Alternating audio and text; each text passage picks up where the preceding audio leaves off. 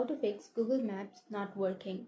So if you're facing a problem with Google Maps, then first of all you need to check your internet connection and then your location. So simply turn on your location and then your Wi-Fi connection or your data connection.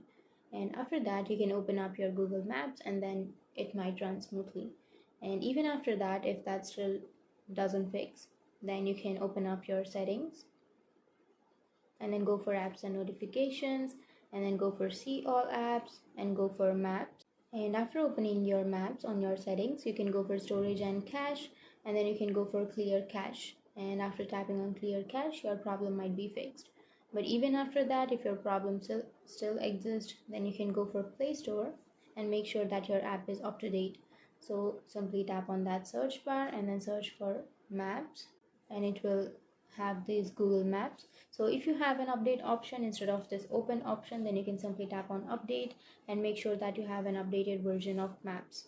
So that's it. These were the few fixes to your problem, and the last fix is to uninstall it, and after that you can again install it, or you can simply restart your device.